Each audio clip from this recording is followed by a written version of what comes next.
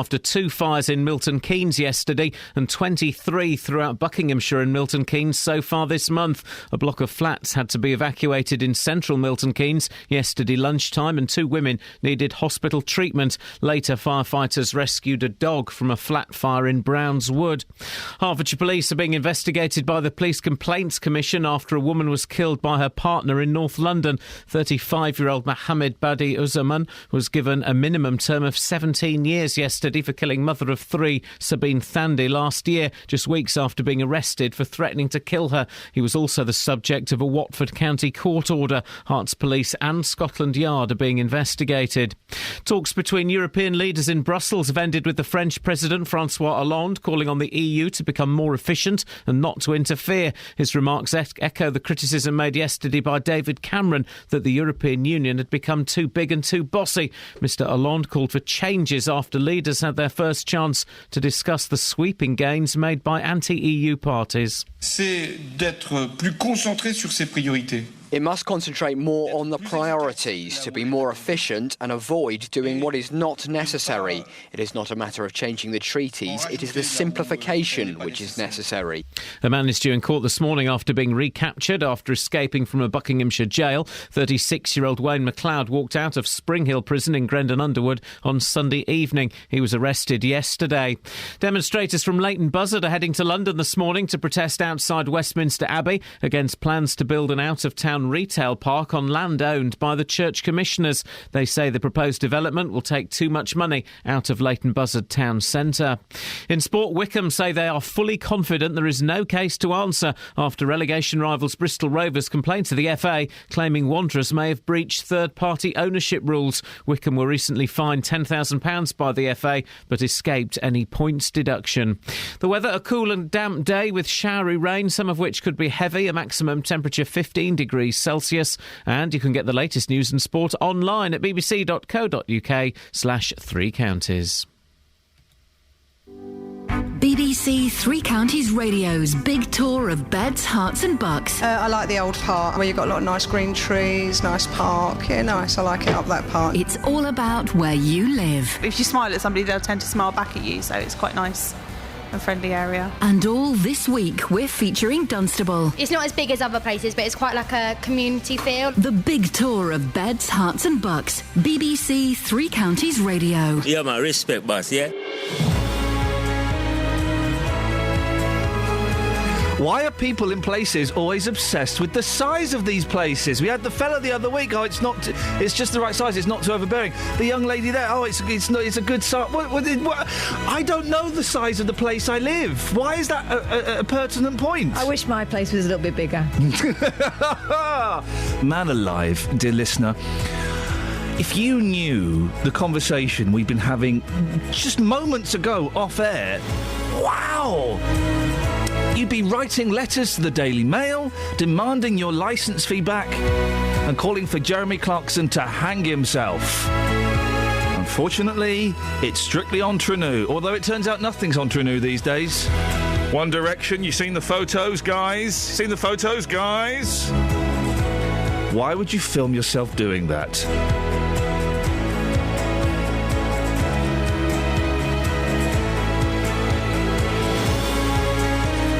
Just miming out for Catherine.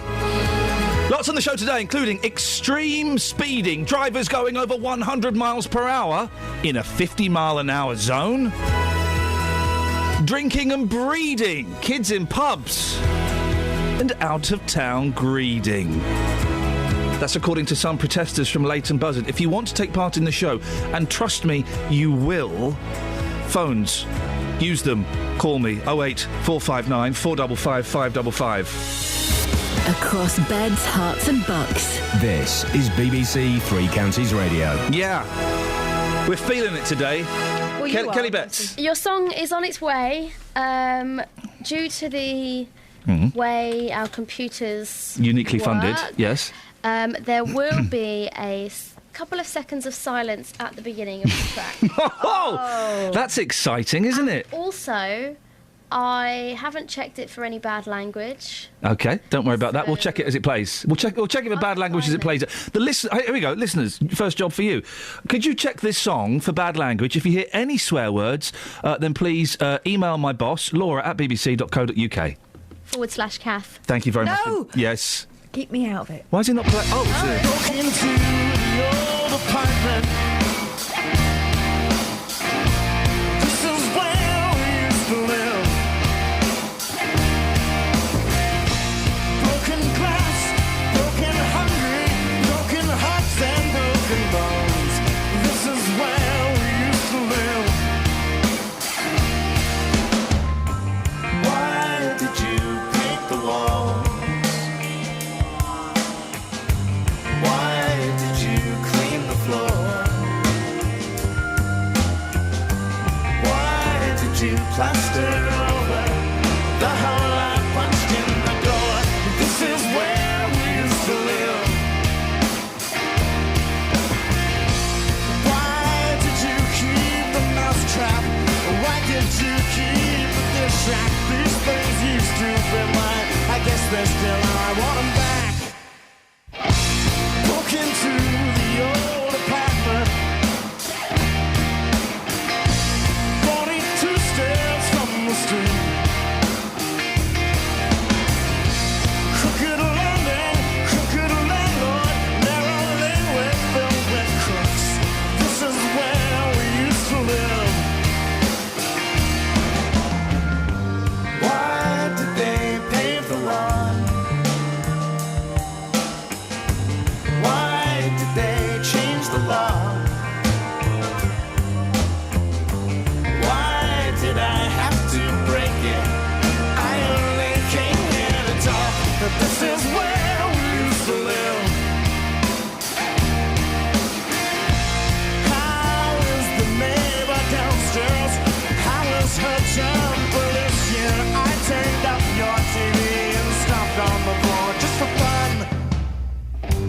I know we don't live here anymore. We bought an old house on Sundown Moor. She loves me and her body keeps me warm. I am happy here. This is where we used to live. Broke into the old apartment. Door was falling out of the wall. Only memories, fading memories, blending into dull tableau. I want them back. I want them back. This is where we used to live. I want them back. This is where we used to live. It's sloppy. I would say that was a live in session, but still. We announce officially it's National Bare Naked Ladies Day in my car. In my car. In my car. Many, many, many. 08459 455 555. Coming up, I'll tell you about perhaps the worst, or indeed maybe the best bit of service I've ever had this morning, and why I bought a young man I'd only just met 2 bottles of beer at 5:30 a.m. It's true. It's a true story, guys. It's a true story. I'm generous like that. But first of all, speeding. There's speeding, and then there's, well, speeding. Actually, there's just speeding. According to speed camera figures obtained by the Institute of Advanced Motorists, someone got clocked doing 120 miles an hour on the A14 at Stansted Abbots. The speed limit there is 50. Wow. Meanwhile, on the Wendover bypass, someone got flashed doing 130 miles per hour where the top speed is supposed to be 60. Now, listen, I think there is nobody listening to this who hasn't gone a couple of miles an hour over the speed. There's nobody. Nobody. But 130 and a 60, 120 and a 50? Peter Rogers is from the Institute of Advanced Motorists. He's the chief examiner. Peter, 130 and a 60? That's fairly quick, isn't it? It's nuts, isn't it? How on earth? What? How? What? Where? I'm shocked by those figures. It's actually, let me be slightly pedantic. It was 130. That bit's a 70. It's 60 miles an hour over the limit. Oh, in that case, it's fine. In that case, it's fine. That would be an instant ban for the driver, wouldn't it? It should be, yes. Interestingly, the guidelines the magistrates have don't actually go that far up the speed scale. Oh. Which is one of the things we're picking up this morning and saying, you need to extend these and update them, guys, because people are going a bit quicker than they used to. So where does the statute go to then? What is the speed it covers? 100? Well, it's not statute, it's simply the sentencing guidelines. Right, okay, right, sorry. And they run up to about 110, 120. I always thought, I was brought up by my slightly dodgy dad to say, never go over 100, son, it's an instant ban. Well, the guidelines the police service work to is that 96 miles an hour you stop giving people a ticket. Right. And you send them to court. And there is a serious likelihood that that's exactly what's going to happen. At those speeds you are going to walk away from the court because you won't be driving away. Now, the Institute of Advanced Motorists have obtained these figures. Why did you do this, Peter? Because we wanted to find out what was going on. Were you surprised? Surprised, probably not, because we're used to seeing these kind of things, and we're used to asking these kind of questions. And if I'm slightly cynical, being a retired traffic cop, I've come across some of these sorts of things. So surprise is probably not the right word, but a little shocked, yes. We shouldn't be seeing figures of people travelling at 119 mile an hour in a 50 mile an hour zone. And when you look at that bit of the A414, there's a reason that 50's there. It's because there's a junction. And if someone's bothered to spend all the money to create the speed limit, there has clearly been a problem. There are organisations, Peter, that argue that, hey, come on, while 120 might be excessive, the speed limits are pretty old-fashioned and outdated, and we need to up them somewhat on a significant number of roads. What would you say to that? That's got nothing to do with this, really, because the fact that you might happen to disagree with the speed limit doesn't give you the right to just ignore it, and B, I don't think anyone's going to put it up to 120 mile an hour, and there is a point, and you made the point right at the beginning when you're opening, when you said everyone makes a mistake or gets it wrong and does 35 in a 30 or 70. We all make those mistakes. Nobody's perfect. And even if you misunderstand the speed limit, which happens, you miss the signs or whatever, but you don't catch on that it's gone from 70 to 50. If you're doing 120... You know you're up to something... You're well out of that range in the first place. Would you like to see changes, Peter? I know you want the higher speeds to kind of have sentencing suggestions. Do we need to be tougher on speeding? We need to be tougher on that kind of speeding, certainly. And there is a distinction between that and the people who make a mistake. The people who make a mistake or who if you like, inattentive and break the speed limit by relatively small margins, often people don't actually understand what the speed limit is. So, yeah, that's great. Give them a speed awareness course, give them some education, help them understand what's going on. That's different to the people who are doing 120 mile an hour. They know they're breaking the speed limit and they know they're breaking it by a big long way. And that's a very different mental approach to what's going on. Peter, I appreciate you speaking to us at this ridiculous time of the morning. Thank you very much, Peter Rogers, the Institute of Advanced Motorists Chief Examiner.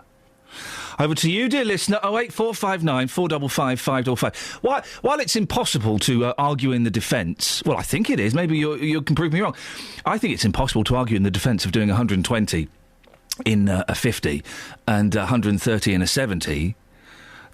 Are the speed limits a little bit too slow? I do kind of think when I come in the morning at 4:30, 4:45 this morning, I got up late. That's the kind of life I lead. That 70 feels a little bit restrictive. 08459 455 555. And is there anybody listening to this who can hand on heart say they've never gone over the speed limit? We all go over the speed limit. Catherine, you go over the speed limit, don't you? Try not to. But? Try not to. But? Kelly doesn't even... Probably happened. Kelly didn't even know there were speed limits until she got in this morning and read this story. The thing is, whether you go over the speed limit or not, we all know what it is. And I'm firmly of the belief that if you get caught out, you're bound to rights. Blimey, the hard-nosed northern justice from Catherine Boyle there. 08459 455 555. Travel news for beds, cards and bucks. BBC Three Counties Radio. The M1 heading northbound is closed at the moment. Now, there's been an accident between Junction 1 for Staples Corner and Junction 4 for Edgware Road, so do be aware if you are heading that way. In Bricketwood, very heavy at the moment on the North Orbital Road, just off the M25. And in Waltham Cross, the traffic lights aren't working on the A10, just at Junction 25 for Enfield on the roundabout there. So far on the trains, no reported problems or delays. Nicola Richards, BBC Three Counties Radio. Hey up, Nicola. 6:16. It's Wednesday, the 28th of May. I'm Iain Lee. These are your headlines on BBC Three Counties Radio.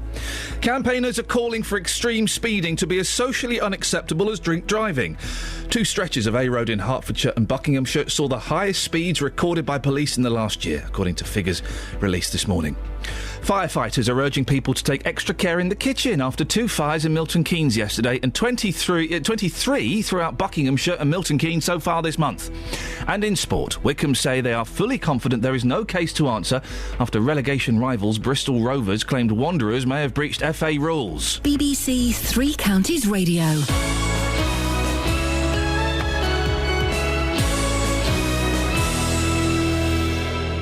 Yeah, my respect, boss, yeah? Every weekday from 12. Nick Coffer brings you... Why did Wet Wet Wet break up? You know, it surprised me that it lasted so long, but I think there's always going to be something that trips you up. Great guests. A Milton Keynes charity is celebrating its 5th anniversary after changing many young people's lives. Great music. This is the Drifters kissing in the back row of the movies. Hello to Adam, who has messaged me, so I'm playing some great tunes today. Great conversations. I'm in the library in Houghton Regis as part of our big tour. A lot of Houghton Regis was mainly 18th, 19th century. There was a big fire in the 1600s which burnt the village out. Nick Coffer, weekdays from 12 on BBC Three Counties Radio. I preferred him when he was talking about murder.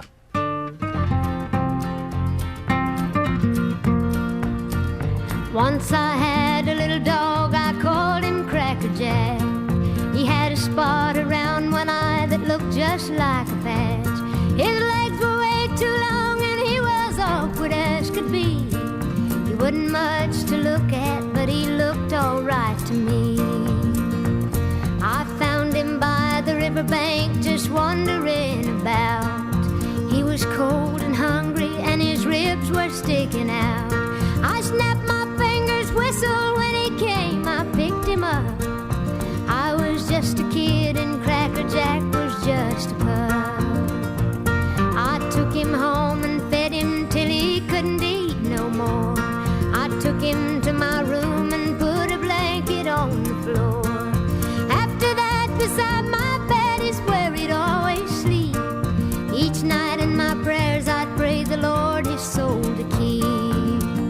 Cracker Jack, the best friend that I ever had was Cracker Jack. But he was more than that, a playmate, a companion. He was love and understanding. That was Cracker Jack. The best friend that I ever had was Cracker Jack. But he was more than that. Everything a kid could want I had in Cracker Jack. Cracker Jack would run to meet me after school each day. He'd jump and wag his tail and look at me as if to say, I love you and I missed you and I'm glad you're home again. I knew just how he felt, 'cause me and Cracker Jack was friends.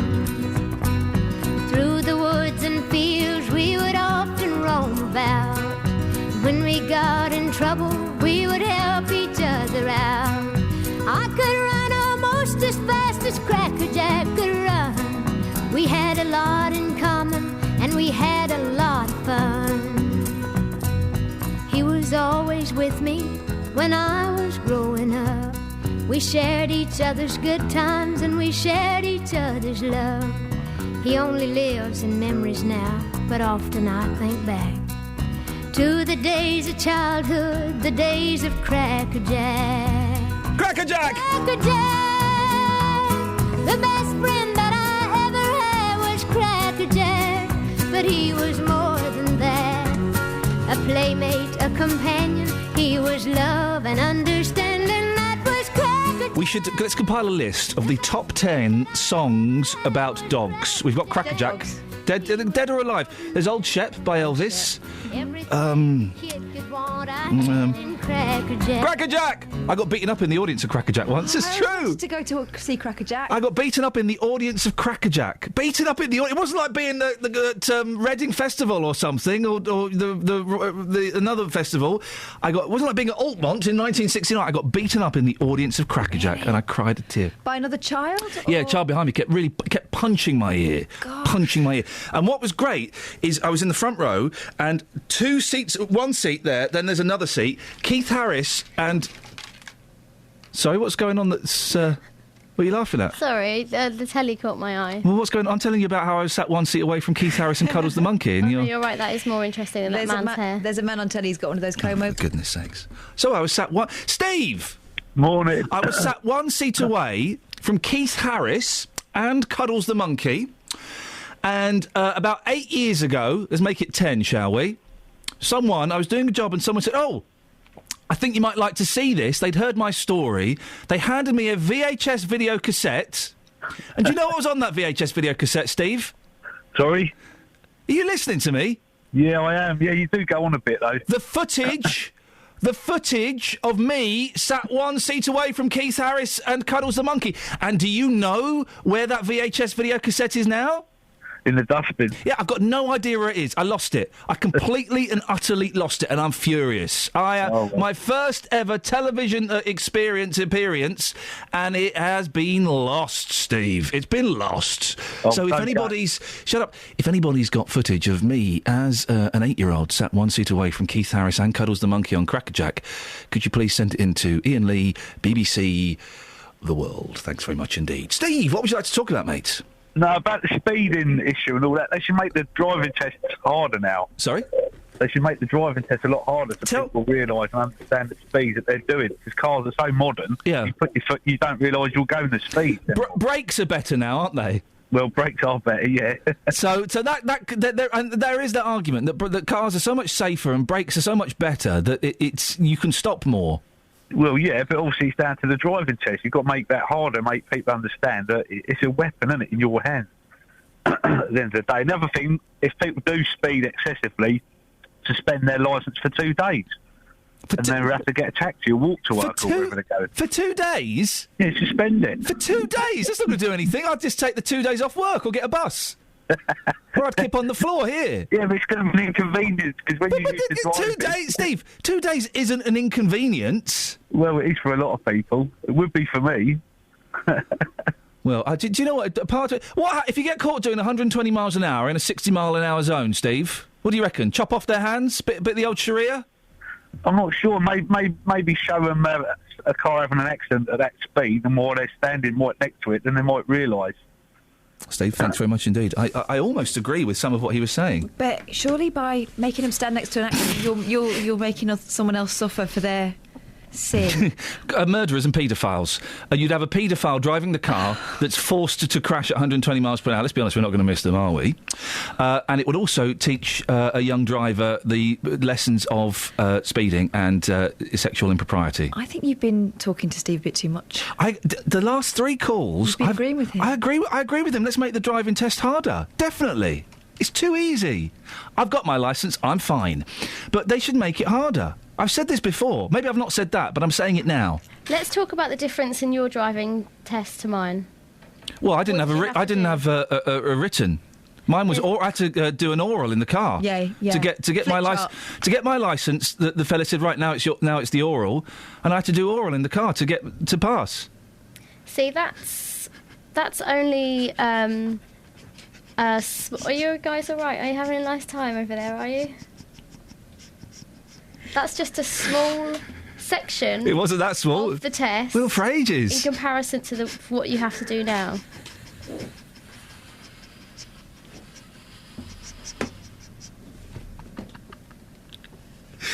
For example, we have to do, us younger kids had to do your driving test as normal.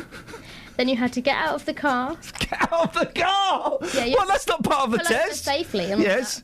that. Get out of the car and show them where the oil is. How What? the engine, how the engine works. Why do I need to know how a car works? How the tread on your tyres. Oh, for all of that goodness sort sakes. of stuff. The Then, wait, I'm finished. Then you had to do a. I can't even remember that other test. What am I doing with my? Did you hand have to now? do? Did you have to do any oral at all on your test? No. No, because they do it all theory now, don't they? That's the word. Theory. The only bit I did outside of the car was Look at that number plate. look at that number plate. Yeah, we do that. Look at the number plate. Theory. Then the actual test. And then showing them all the bits about the car. And then you can do a pass. Then you can do an extra on that where you drive on the motorway. Okay. So there can be 5 bits to the test nowadays. It's not just oral. Now, normally when we're talking about nothing, it's because you're setting up a guest for the next part of the show. Are we doing that? Sorry. Are we going to get... Distracted by that man's hair. It's a windy day out, so if you are sporting a comb over today, you might want to put some extra lacquer on it. Going to get guest on for 2 minutes now. It's all right, be worth it. It will be worth it. It's a good story, actually. It's a good story. Let's get the guest on. His name's Iain as well. There was a time when taking a lady into a pub would have been unthinkable, and boy, do I miss those days. Never mind a couple of kids. But these days, you'll be hard-pressed to find a pub in the 3 counties that doesn't welcome families, at least on the signs outside. The regulars will sometimes suggest otherwise. The Golden Line in London Colneys had a bit of a checkered past. Some of its punters were a little bit druggy and a little bit punchy. But now its new landlords are looking to turn things around to create a family-friendly pub. But pubs, children, do they mix? Iain Lois from the South Herts branch of the Campaign for Real Ale. Morning, Iain. Good morning, Iain. Do you want to see kids in pubs? I think in the right pubs, yes, they're fine. We'd like to see the whole family in there. What's a right pub? Well, I mean, ultimately, it's the local authority who decides they can impose restrictions on the presence of children in pubs, so that they could say that no children under the age of 16, even accompanied by adults, are allowed in. But if they're happy, and one of the 4 basically conditions that local authorities have to look at when they're looking at granting licences to pubs is the protection of children from harm. So they think that the premises are suitable for children under the age of 16, accompanied by adults. They can let them in. There may be some restrictions, perhaps say they should be out by 6 o'clock in the evening. Oh, yeah. And it may be that if it's a company-owned pub, it's a managed pub owned by one of the big chains, they may have their own sort of rules as well. And it may be that they say, OK, the children accompanied by adults may just be restricted to, say, the dining sort of area of a pub if they got that.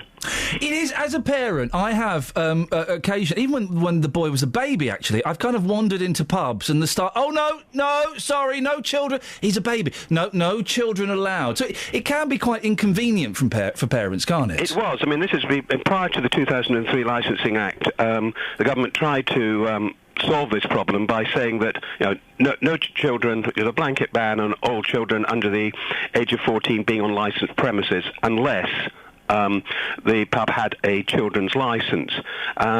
This sort of helped, but it probably led to more confusion than anything. So now the 2003 Act says that children accompanied by adults, that's children under the age of 16, can be on premises unless these particular conditions have been laid down by local authorities saying, well, that pub isn't really suitable, it's just a one-bar pub, it's mainly drinking going on there, it may have had a checkered past, gambling may go on there, etc. So there's obviously the duty on the local authority to ensure that those premises that are allowed to sell alcohol have got conditions to protect children from harm. But it's a little easier now, and of course any pub can impose their own rules. They may say that children have to be out by 6 o'clock, they should only be in certain areas, but the clear thing is for any pub, they should actually make it clear to all customers what the rules are before you go in there to avoid the awkward situation that you described yourself. And it is awkward. Iain, listen, thank you very much indeed. It is awkward. Let's put this out there. Do you want to see kids in pubs? I used to love in the 70s standing outside the pub when my dad and my granddad and my uncles were in this pub in South London. And it had that weird glass. You know the glass that looked like square ashtrays? Do you know that glass? Kath, do you know the glass? Yeah. Kelly, do you know the glass? Yeah. Looks like square ashtrays. Ashtrays. And you can't see through it. Real air of mystery. And as the door would swing open and close shut, you just hear a little bit of 70s sexist, racist banter. Yeah. A bit of manly as well. Very manly. Do you want to see kids in pubs? 08459 455 555. I think it's disgusting to allow children in pubs, but then part of me thinks it's quite a good idea. Travel news for beds, cards and bugs. BBC Three Counties Radio. The M1 heading northbound's closed at the moment, and there's a serious accident between Junction 1 at Staples Corner and Junction 4 for Edgware Way. At the moment, some recovery work is taking place. In Bricketwood, heavy moving on the North Orbital Road, just off the M25. And in Waltham Cross on the A10, the traffic lights aren't working at the moment, just at Junction 25 for Enfield on the roundabout there. The M25 itself, so far moving well. We're not getting any reported problems or delays. And on the trains, everything's running well. No reported problems. That's the latest. Nicola Richards, BBC Three Counties Radio. Across beds, hearts and bugs. This is BBC Three Counties Radio.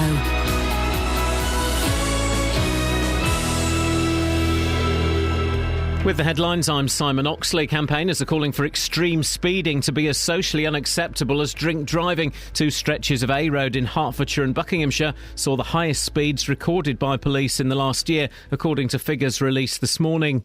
Firefighters are urging people to take extra care in the kitchen after two fires in Milton Keynes yesterday and 23 throughout Buckinghamshire and Milton Keynes so far this month. A block of flats had to be evacuated in central Milton Keynes yesterday lunchtime.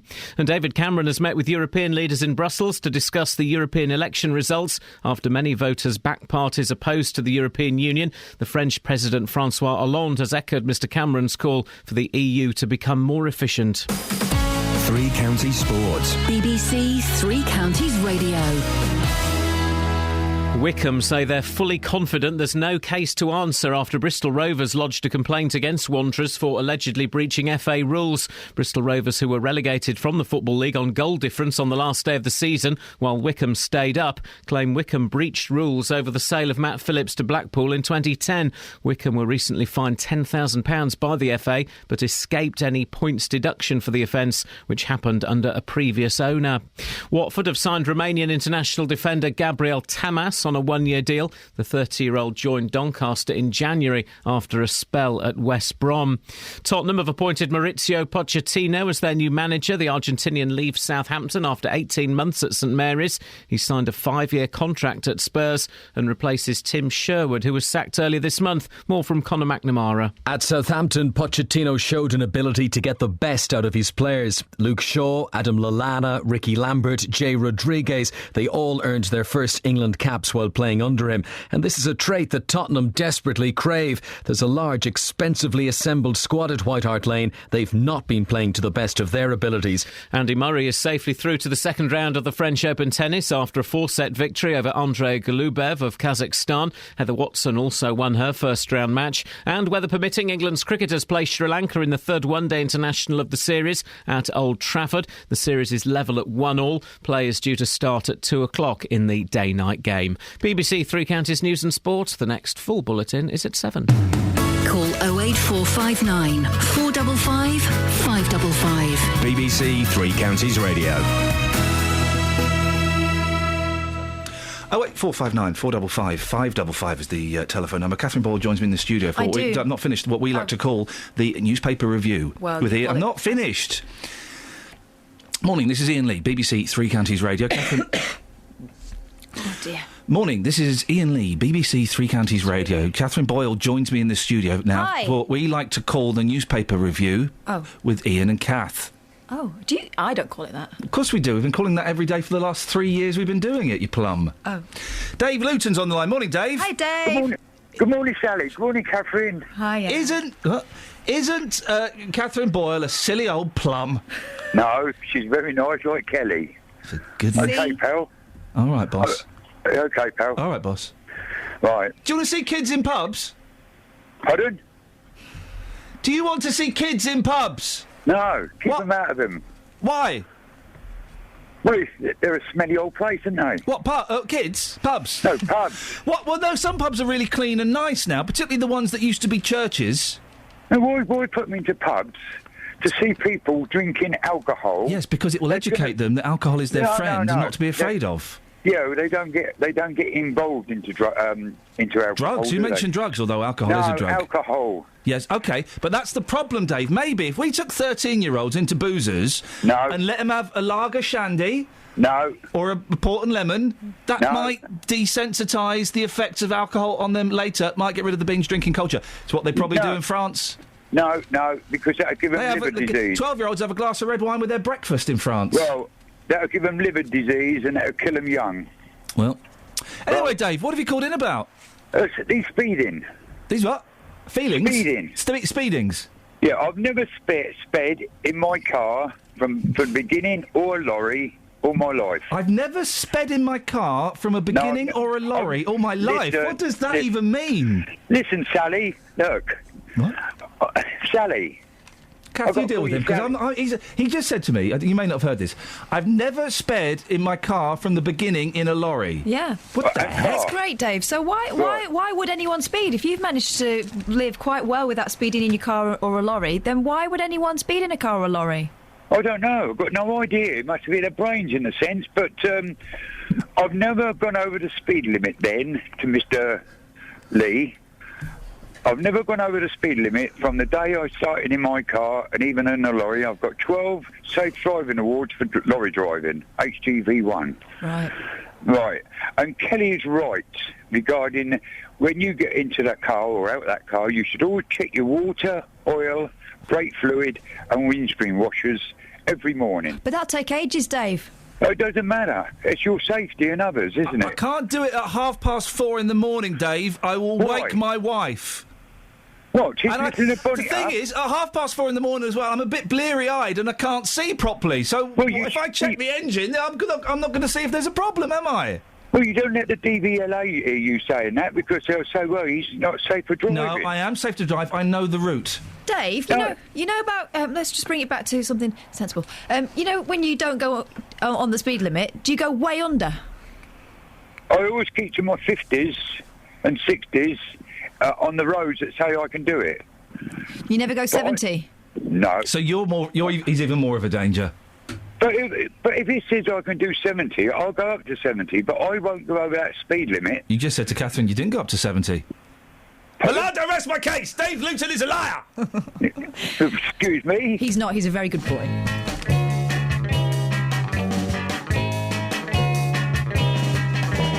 I'm telling you now, I'm telling you right away, I'll be saying for many a day, I'm in love with you now. I'm telling you now, I'll say what you wanna hear, I'll be telling you for many a year, I'm in love with you now. Do you think I'm fooling when I say I love you? I love you. Maybe you'll believe me when I'm finally through. I'm telling you now. I know it's been said before. Say you love me and I will be sure I'm in love with you now.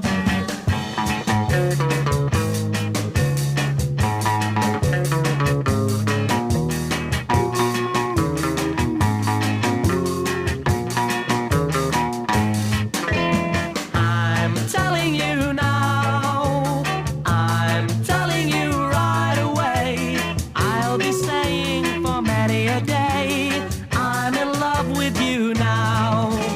Do you think I'm fooling when I say I love you? I love you. Maybe you'll believe me when I'm finally through. I'm telling you now. I know it's been said before. Say you love me and I will be sure I'm in love. Kelly Betts thinks this is better than Queen. I said Queen was coming up. I'm not a fan of Queen. I said find something better. I don't think this is better than Queen. I was thinking of our audience and what they would prefer to hear at this time of the morning. Isn't that nice? Isn't she lovely? We really could learn a lot from Kelly Betts. She's like a modern-day Jesus. In as much as she's caring, considerate, thoughtful and short. And long hair. Yeah, exactly. What have we got in the papers, Kath? A number of things. George Osborne's cat went missing, and now it's been found. Someone from One Direction got caught smoking a doobie. Well, we don't know it's a doobie. Yes, they said it was one. Who said it was one? The people from One Direction. OK, it's certainly a long cigarette. It does look like it possesses magical powers. He was certainly pretending it was a doobie if it wasn't a doobie. Why would you film yourself... If you're in one of the most successful pop groups in the world, why would you film yourself smoking a doobie? Recklessness. But then again, let's have this conversation. Some of the best music in the world has come from drugs. From doobies. From doobies and harder drugs. Revolver and Sgt. Pepper's, anybody? Cream. Don't like Jimi Hendrix, but he took loads of drugs. Jazz music is all fueled by doobies and heroin. Fleetwood Mac. Fleetwood Mac. Rumours. Hey, guys, when you're listening to Rumours as you're driving your 4x4 to take the kids to ballet, just think it was fueled by bitterness and cocaine. How do you know about my trips to ballet? Hey! So, a part of me... OK, I'm going to put this out there.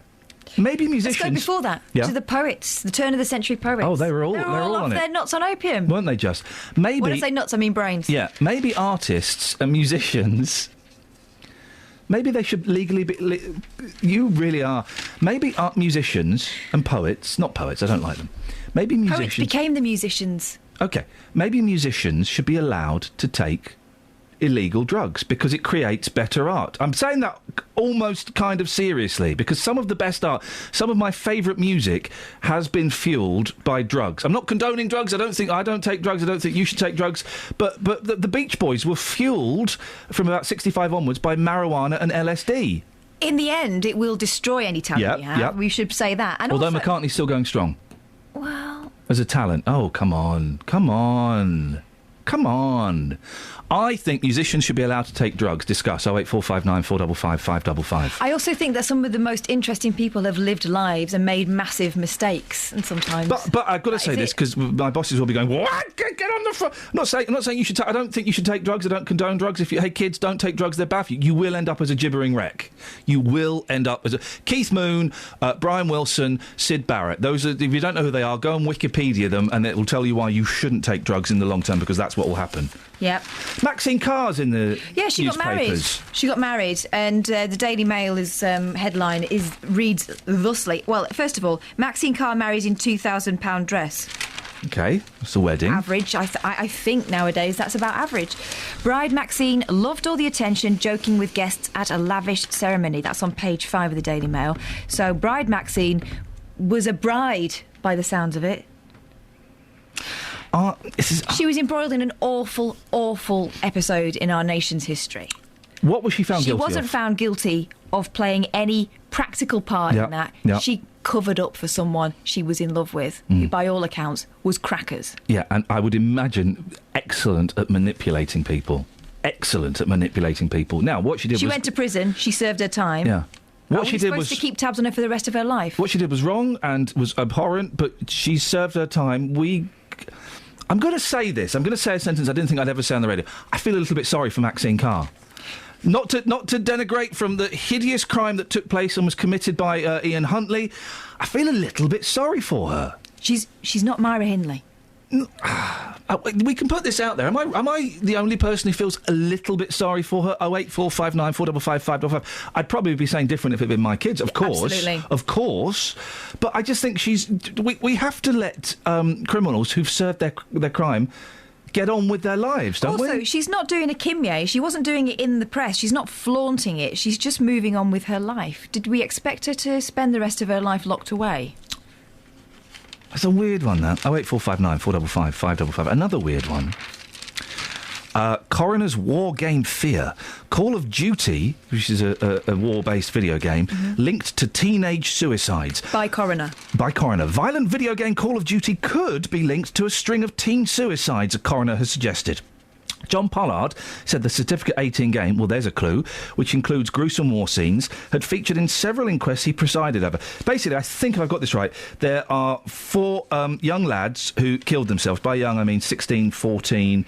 and a couple of others, I don't have the ages, who killed themselves. They had played Call of Duty at some point in their lives. Now, was it Call of Duty that tipped them over the edge, or was it the unending, ceaseless blankness and pain that they were facing in their young teenage lives and they had no way of expressing it or crying out for help? I don't know. You can't link. Yeah, there are some nut jobs who will take this to the nth degree. You can't link video games with young boys in terrible, terrible pain and turmoil. As far as I'm aware, I don't remember, and someone will correct me, there's not a suicide scene in Call of Duty either. You run around fighting soldiers. I think it's... And lots of papers have kind of jumped on this bandwagon today. 08459 455 555. If that doesn't get you calling in, then we'll talk about eggs later. Travel news for beds, cards and bugs. BBC Three Counties Radio. Starting up on the M1 northbound, it's closed at the moment. There's been a serious accident between Junction 1, Staples Corner, and Junction 4 for Edgware Way. There's some recovery work that's taking place at the moment. The M1 heading southbound looking rather heavy on the sensors between Junction 10, Luton Airport, and Junction 9 for Redbourne. The A1M's looking heavy as well, heading southbound at Junction 7 for Stevenage. Take a look at the M25 heading anti-clockwise, very slow moving at the moment between Junction 21A for St Albans and Junction 19 at Watford. In Bricketwood, rather heavy on the North Orbital Road, just off the M25, and so far on the trains, no reported problems or delays. Nicola Richards, BBC Three Counties Radio. Thank you very much. 6:46. It's Wednesday, the 28th of May. I'm Iain Lee. These are your headlines on BBC Three Counties Radio. Campaigners are calling for extreme speeding to be as socially unacceptable as drink driving. Two stretches of A Road in Hertfordshire and Buckinghamshire saw the highest speeds recorded by police in the last year. Firefighters are urging people to take extra care in the kitchen after two fires in Milton Keynes yesterday and 23 throughout Buckinghamshire and Milton Keynes so far this month in kitchens. And in sport, Wycombe say they are fully confident there is no case to answer after relegation rivals Bristol Rovers claimed Wanderers may have breached FA rules. 08459 455 555. Let's get some proper weather now with Georgina Burnett. Beds, Hearts and Bucks weather. BBC Three Counties Radio. Yeah, so we've got a cloudy day again today with some more of that light showery rain. So it is fairly light in nature for most part, but there will be some heavy bursts at times in certain places too. And it's still feeling quite chilly with temperatures only reaching about 15 or 16 degrees Celsius. Now tonight a mostly cloudy night with some rain again, sometimes heavy. Temperatures down to about 12 degrees Celsius. And for tomorrow, some more of that showery rain again, sometimes heavy. Probably limited sunny spells, but I think it will be feeling a bit brighter tomorrow at least. And it does start to dry up through the evening. We should have temperatures up to about 16 degrees Celsius. So Friday onwards, though, things start to look up. It should be drier with bright, even sunny spells and lighter winds. The weekend, much better still, drier, brighter, some sunshine, not wall-to-wall sunshine by any stretch of the imagination. And there's always a risk of isolated showers, particularly on the Sunday. But temperatures should start to pick up too. That's your latest forecast. Every weekday morning from 9. Good morning, welcome to the JVS show. Your local stories. Have you had to rebuild your life after being a victim of crime? Do you think it's inhumane to keep people in prison for life? Do you think that immigration needs to stop? Your local life. Why do 70% of this country feel immigration is wrong? We've actually got an open doors policy. I am just so angry listening to some of them people. What the government are doing, they'll start introducing American-type sentencing, like 200 years in prison. The JVS show. British people are not xenophobic. Weekday mornings from 9 on BBC Three Counties Radio. You found a story that's... the conversation that brought water to my eyes, tears to my eyes. Give us the story. Charlie and Lola.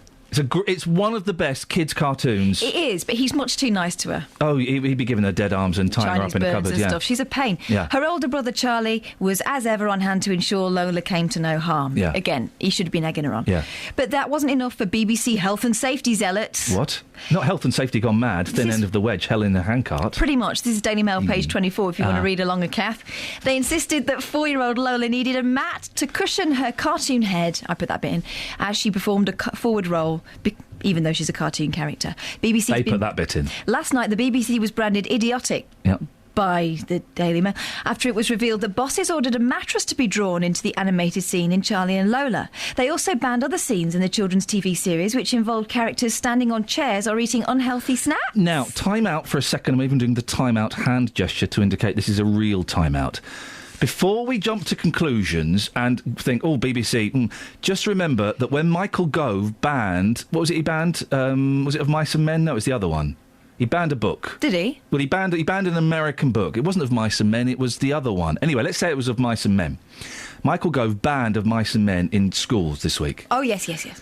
But he didn't ban them. Yeah. Somebody else had decided not to put it on the syllabus. So the BBC may not have made this proclamation, but if they have, aren't they idiotic? Yeah. Kids doing forward rolls is one of God's gifts to the parents. My kids do, well, death-defying stunts most every day. Yeah. There's very little cushioning at all. Oh, the other day I looked around and my eldest was on a big chest. No, my youngest was on a big chest of drawers, going, "Dada, Dada, look at me!" And then just flew and jumped out Superman style. My 2-year-old likes to plank. She likes to get on the highest point and she can find and just dangle there. Well, speaking of high points, my boys have found a great new game of jumping on my what's-its. To the point where yesterday, and it was like a full-on... I was sat on the sofa, my youngest would stand on my leg... And then he'd jump up in the air and come down on his knees on my gingangoolies. Listen, I haven't even got gingangoolies and that makes me wince. So I had to spend... We were watching I Can Cook with Katie. I love that programme. I love Katie. I think she's very talented. I had to spend the whole show with my hands, both hands... protecting the crown jewels. Yeah. Just because they... Like a footballer taking a free kick. Exactly. I was in that pose. Wow. My husband does that too, and the kids do that too. Yeah. The fact is they're girls, so they have no appreciation of just how painful that is. All they see is the hilarious consequences of their daddy rolling around and, as far as they're concerned, being over-dramatic, which to them is a come-on. Exactly. It's playing the game. I've had a bit of a run-in with e-cigarette smokers of the last few days. You never mention it. Vapists. Well, all I'd like to say is, to all you vapists out there, terror of mum as e-cig fire guts flat. We'll end it there. Oh, yeah, she had it on charge, didn't she? She had it on charge. Her e-cigarette burnt down her flat. Ladies and gentlemen, I'll end it there. Vapists. Deal with that as you see fit. 08459 455 555. Seen this new invention that we haven't bought yet? Oh, this is brilliant. I'll have two. Well, I think you'll get tired of bread plates. I like the name of it. Have you seen the name of it? Baker dish. Baker dish. It does what it says on the... It does bowls as well, though. All right, I need to think about that again. A baker... For that reason, I'm out. It's a machine that cooks bowls for you to eat. Yeah. I'd just be eating the plates, bowls. They take ages to rinse out, Oh, don't they? man. A revolutionary machine takes flour and water and turns them into bread plates and bowls which you can simply eat after enjoying the food. So we're all going to be on bread. Yeah. But we won't have to do the washing up, which is just as well because we won't be able to move. Yeah. The edible crockery can safely hold any kind of food, including soups, according to its creator. I bet you have to eat them fast. Edible crockery. I mean, we really have reached a peak of man's quest for knowledge. I can just imagine, though, trying to walk from the kitchen to the dining room with these bread plates and you've got soup in, and it's kind of a race against time before the bottom falls out. Have you never had a bread bowl soup? No. Have you never had one? I've never been to that bread restaurant. There are some pubs and stuff that you get a bowl of soup and it's in a bread bowl. Yeah. It's awesome. It's just the most wonderful. It's a gift to everybody concerned. But if you start tearing the sides off, your soup will fall out. Well, that makes it more fun. It's like a game of Tetris, or Kaplunk, or Jenga. It's Jenga crossed with Buckaroo. When you eat soup in a bowl. What's that one with the coconuts? I beg your pardon? The one where you had the thinking of straws and the Fairgrounds. coconuts. What? And you had to pull them out. No, that's Kaplunk. There was no coconuts. There were marbles. Oh. 08459 455 555. Have you got any sympathy for Maxine Carr?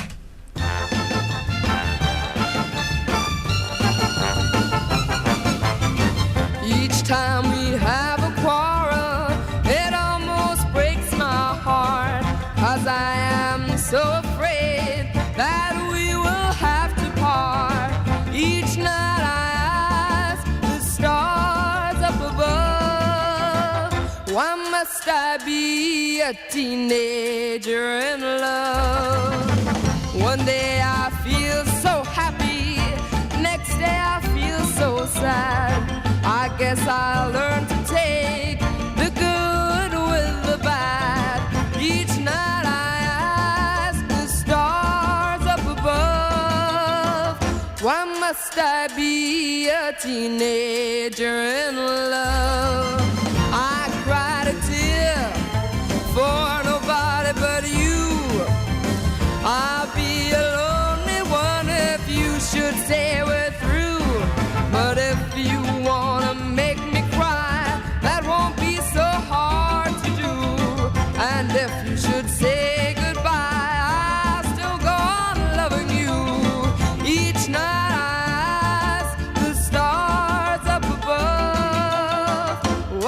must I be a teenager in love?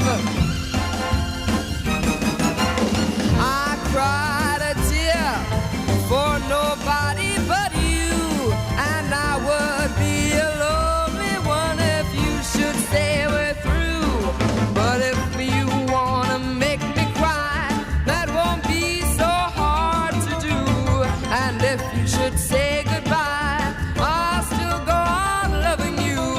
Each night I ask the stars up above, why must I be a teenager in love?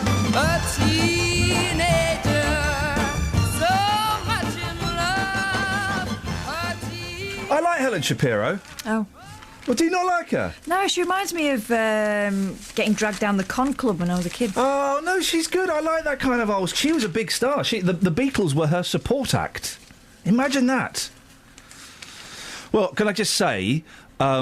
there's a story that we can't talk about, but boy, wasn't that interesting. Yeah. That's all I can say. It's all I can say for legal reasons. If there was ever a time to say not now. Yeah, that was then. I love Helen Shapiro. Sorry? She's another one of those people who don't sing like they look like they should. That really didn't take off. Listen. 08459 455. I'm going to try all week 555. Kelly, if they're not going to go for do you have any sympathy for Maxine Carr and some people should be allowed to take illegal drugs, then they ain't going to go for people who sing like they don't look like they People sing. who sing... who don't look like they would sing like that. 08459 455 555. Give me a call, we'll have a chat. OK, yeah, well, you can have a chat off air about it. But the phone's broken or something. I'm not being funny, guys. I am giving you gold this morning. Gold. And what you're doing is you're scrubbing off the gold veneer and going, look, really, it's just a dried, old lump of dog's muck. Oh. And then tossing it back in my face. Don't take it so hard and don't take it so personally. Yeah, you're right, actually. What should we talk about? Eggs? Yeah, eggs are funny, aren't they? I love great. it when you get double yolks. Here we go. This is a phone-in. I've never had a double yolk. You've never had a double yolk? Never? No. Go and get some free range from a farm. What are those farms all about? There's one near us where they just have eggs on a on like the wall outside, and you leave money in a box. Who's going to leave money in the box? Just take the eggs. No. Yeah. Don't do that. What? Why? That's against the country code or something. No, the country code is gates. And shouting. Yeah, and never upset dogs on leads. Never upset a bull. What's your favourite way to cook an egg? 08459 455 555. I've got to be honest, mine is poached. A little bit of extra effort, but boy, oh boy, it's worth it. Do you know what my kids love? They Go love on. a strangled egg. That's what they call it. That's cute. Well, that's wrong. It's a scrambled egg. Yeah, I know, but I'm not going to correct them. Correct them, because they're going to embarrass themselves when they eventually get old enough to move in with men, and it's going to happen. And after, you know, the morning after, I'm really sorry, Catherine, that the bloke comes downstairs and your daughters, you brought them up properly, so they'll be cooking breakfast. Hey, Tony, do you want a strangled egg? And he'll say, "Oh, you're so cute. No, he'll Marry go- me. he'll go, what? And make this right." A strangled egg? I got to go. No, they'll think it's cute. I don't think they will. Travel news for beds, cards, and bugs. BBC Three Counties Radio. The M1 heading northbound's closed at the moment. That's because of a serious accident that happened between Junction 1, Staples Corner, and Junction 4, Edgware Way. Now, there's recovery work now taking place. The M1 heading southbound's looking very heavy between Junction 10, Luton Airport, and Junction 9 for Redbourne. And the M25 heading anti-clockwise on the speed sensors, very slow moving between Junction 21A for St Albans and Junction 19 for Watford. Very slow moving on the North Orbital Road, just off the M25. And take a look at the M40, that's looking heavy heading northbound from the Denham roundabout to the M25. Nicola Richards, BBC Three Counties Radio. Nicola, thank you very much.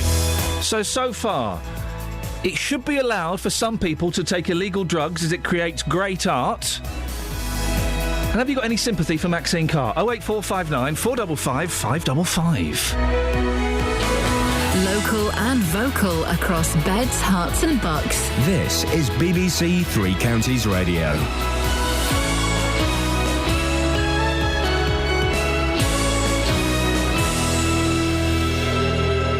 It's 7 o'clock. I'm Simon Oxley. The headlines: record speeds on Herts and Bucks A roads, warning after kitchen fires in Milton Keynes, and Wickham face protest from relegation rivals. BBC Three Counties Radio. Campaigners are calling for extreme speeding to be as socially unacceptable as drink driving. Two stretches of A road in Hertfordshire and Buckinghamshire saw the highest speeds recorded by police in the last year, according to figures released this morning. More from Tony Fisher. The figures have been revealed by Freedom of Information request to 39 police authorities and show the highest speed recorded on a 50-mile-an-hour road was on the A414 at Stansted Abbots, where a motorist clocked 119 miles per hour.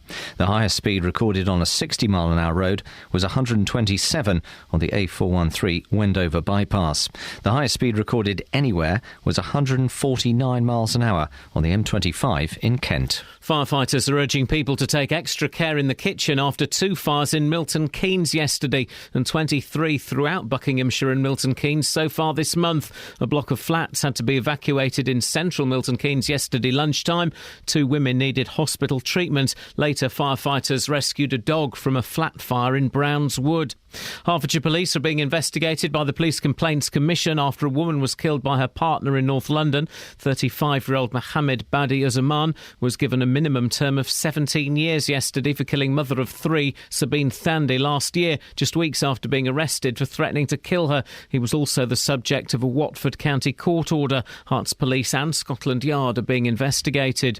David Cameron has met with European leaders in Brussels to discuss the European election results after many voters backed parties opposed to the European Union. The French President Francois Hollande echoed Mr Cameron's call for the EU to become more efficient. The former Foreign Secretary Malcolm Rifkind believes the rest of Europe is coming round to the Prime Minister's way of thinking. If France now believes there has to be less involvement, less interference by the European Union in matters that aren't crucial that they be done uniformly throughout Europe, that's a huge ally for the United Kingdom. A man is due in court this morning after being recaptured after escaping from a Buckinghamshire jail. 36-year-old Wayne McLeod walked out of Spring Hill Prison in Grendon Underwood on Sunday evening. He was arrested yesterday. Demonstrators from Leighton Buzzard are heading to London this morning to protest outside Westminster Abbey against plans to build an out-of-town retail park on land owned by the church commissioners. They say the proposed development will take too much money out of Leighton Buzzard town centre. In sport, Wickham say they're fully confident there is no case to answer after relegation rivals Bristol Rovers claimed Wanderers may have breached FA rules. Wickham were recently fined £10,000 by the FA but escaped any points deduction. The weather, a cool and damp day with showery rain, some of which could be heavy, a maximum temperature 15 degrees Celsius, and you can get the latest news and sport online at bbc.co.uk/3 counties. BBC Three Counties Radio's big tour of beds, hearts and bucks. It's lovely, all the green, all the horses, and no one tells you off if you walk on their bit of land. And all this week we're featuring Dunstable. We had a great celebration this year, which was the 800 years of the foundation of the Priory. It's all about where you live. I find it very attractive. Nice place to live. The big tour of beds, hearts and bucks. BBC Three Counties Radio.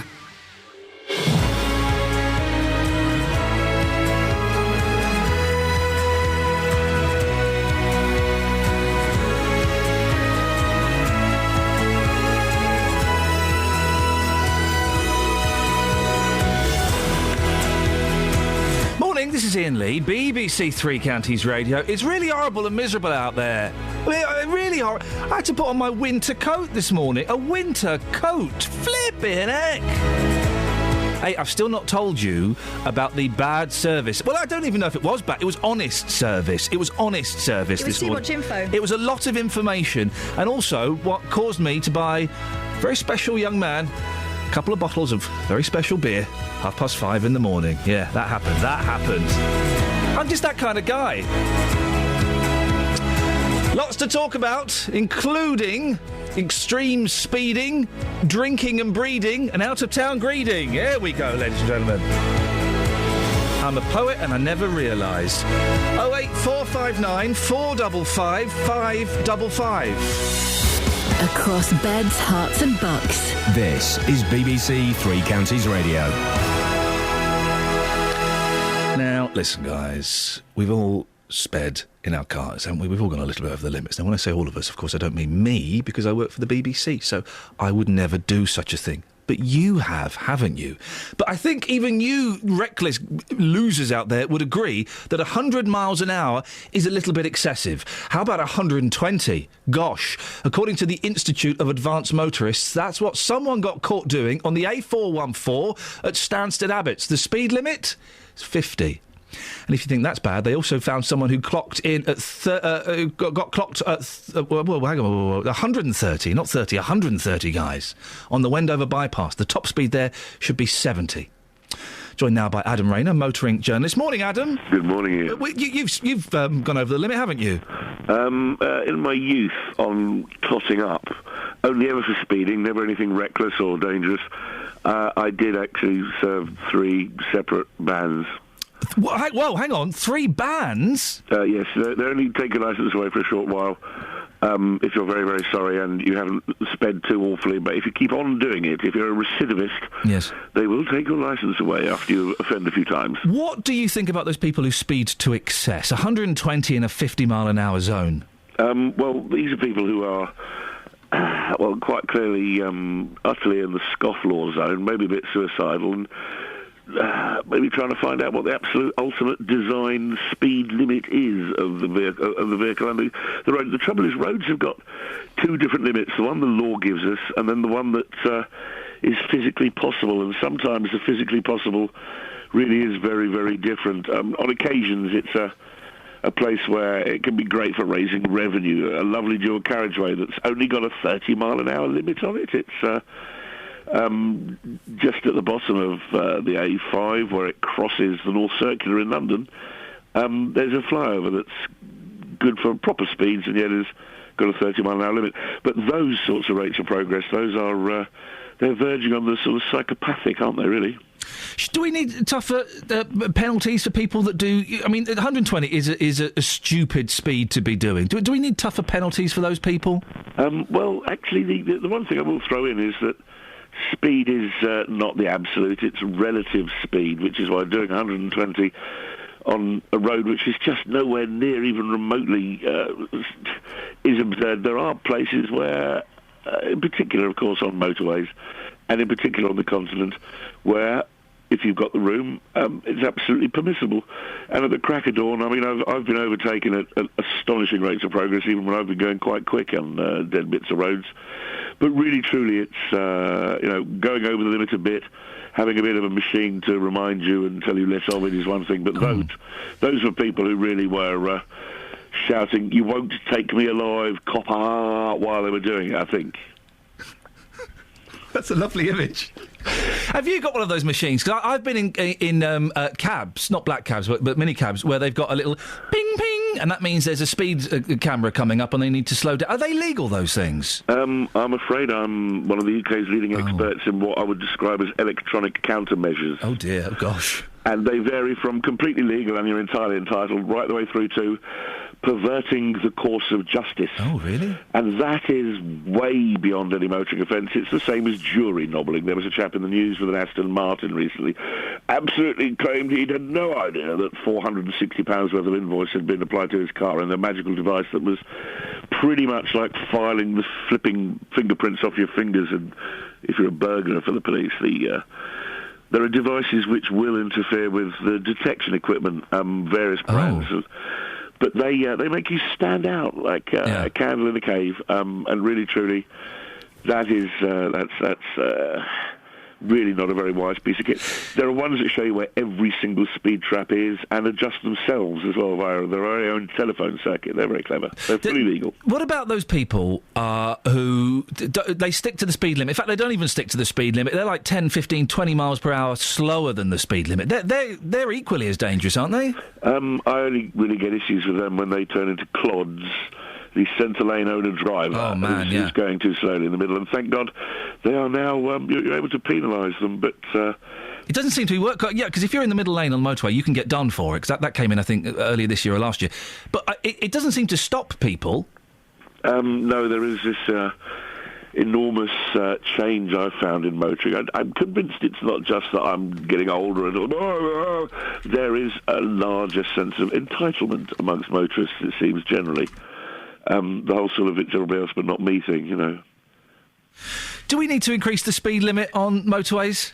There is a huge case for falling in line with Europe, although there are people who suggest that if we put the limit at 130 kilometres per hour, which is just 81, people would think that 100 miles an hour is the normal acceptable instead of a little bit less, you know.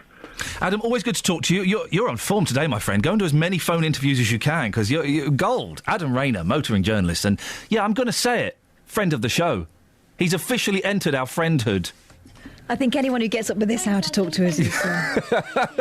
I've got to say, though, I was ever so slightly distracted during part of that interview. 08459 455 555. Your thoughts on that. Have you got one of those devices that goes ping, ping, ping when you're coming up to a speed camera? I was ever so slightly distracted by my producer, Catherine Boyle, who had some breaking news, Catherine. What was the breaking news? I was reaching around in my bag for a pen and I found an old chip. So breakfast's on you then, is it? I was tempted to give it a little bit of I can't remember the last time we had chips, so... Yesterday, I was in the car and the kids had been in the day before and the back seat was covered in raisins. Nature's sweets. Aren't they just? Are you sure it was raisins? Well, this is the thing. And I'm driving along and I'm really hungry. And so I just reached back and I grabbed a handful of raisins from the back seat. What? Firstly, if you're really hungry, what are raisins going to do? They're gonna just take the edge off. Take the edge off it. I'm not sure raisins can go off. Raisins don't go off.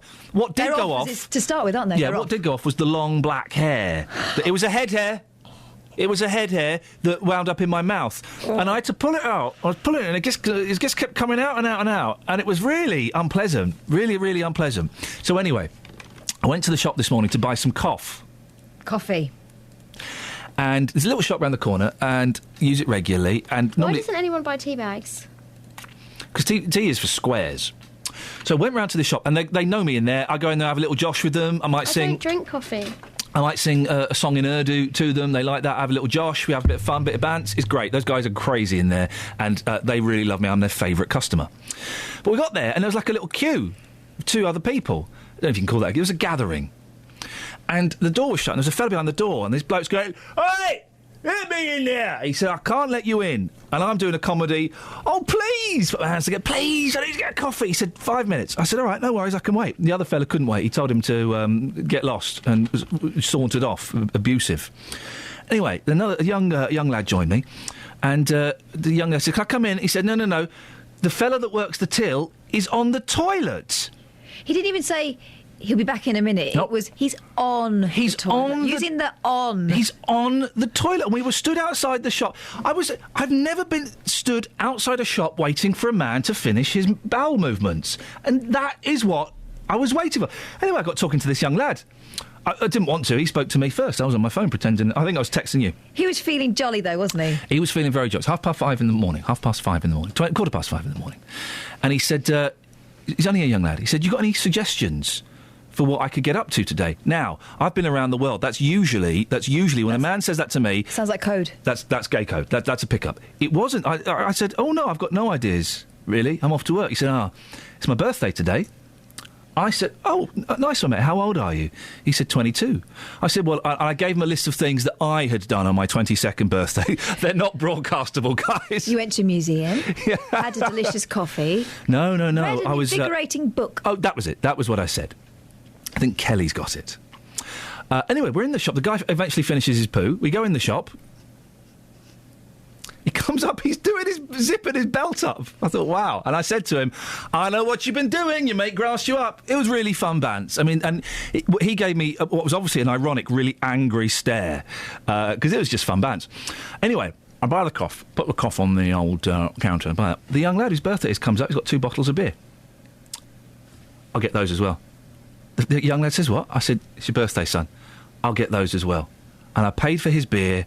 He thanked me. And then I got in my car and drove away. And I felt good about myself. I say 22. He looked about 14.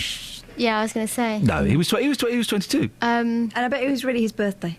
All I can say is you felt for it. Well, why is a young guy going to pretend it's his birthday when it's not his birthday? I told you. 5:30 in the morning to a celebrity. People have birthdays at your birthday is from midnight to midnight. Oh, yeah, I know. I get the whole birthday thing. It's a whole but I don't 22 hours at least of the 24 hours of birthday. I don't think it was true. But why would he lie to me? He didn't. At no point did he say, "Would you buy me some beers?" Didn't need to. It's all in your eyes. This has to lead somewhere and be productive for the show. Yeah. Have you ever pretended it was your birthday? Call me now. 08459 455 555. Thank you very much indeed. He wasn't pretending it was his birthday. He wasn't pretending it was his birthday. He said it's... OK, we can do the cynical, have you ever pretended it was your birthday? We can also do the rather more loving and kind. Have you ever just done something kind for somebody? Dennis's birthday tomorrow. Who cares? Have you ever done something... I'm not buying him a beer. Have you ever just done something kind for somebody, expecting no payback? I bet you never have. I'm always doing it. When? I've lost count of the times I've done it. OK, do it now. I am doing it now. Breakfast all the time. Sorry? Kath would bring us in breakfast all the time. Well, she's I not baked you some cakes the other day. Why don't you bake me a coffee? I make you coffee all the time. Exactly, so you've... Even though I drink tea... Yeah. And there's no tea bags... Yeah. OK. Travel news for beds, cards and bugs. BBC Three Counties Radio. The M1 heading northbound's closed. There's recovery work taking place after a serious accident that happened. That's between Junction 1, Staples Corner and Junction 4 for Edgware Way. Taking a look at the M1 heading southbound, it's looking a bit slow at the moment, heading towards the Newport Pagnell services. There's a wide load that's travelling there, causing a few delays. Queuing on the M25 heading anti-clockwise between Junction 21A for St Albans and Junction 19 for Watford. And in Borehamwood, it's queuing at the moment on the Barnet bypass between Barnet Lane and Mill Hill Circus. Also on the M40, that's looking rather heavy heading northbound from the Denham roundabout to the M25. And on the trains, delays of up to 20 minutes on First Capital Connect between Hertford North and Alexandra Palace. Nicola Richards, BBC Three Counties Radio. Thank you very much. Oh, Nicola? Yeah. Nicola, before you go... Yeah. You do. The way this works is Nicola it does travel for lots of different breakfast shows, and you do it for us, which is great, fantastic. You also do it for the old geezer. What's his name? He used to be on telly years ago. Used to have a decent career. No, not me, Kelly Betts. The old fella, the bald fella, keeps getting sacked. James Whale. Very good-looking man. He's not. He's got very smooth skin, like a baby. Yeah. Beautiful. I just wondered who's the best out of me and James. Oh, I've just got to dial in somewhere else. I've got to go. I've got to go. Nicola? Nicola? OK, we'll grab her early next time and get the definitive answer.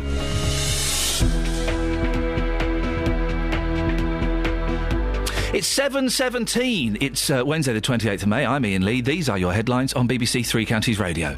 Gary, call back as quickly as you can, please. Campaigners are calling for extreme speeding to be as socially unacceptable as drink driving. Two stretches of A Road in Hertfordshire and Buckinghamshire saw the highest speeds recorded by police in the last year. Firefighters are urging people to take extra care in the kitchen after two fires in Milton Keynes yesterday and 23 throughout Buckinghamshire and Milton Keynes so far this month. And in sport, Wycombe say they are fully confident there is no case to answer after relegation rivals Bristol Rovers claimed Wanderers may have breached FA rules. BBC Three Counties Radio.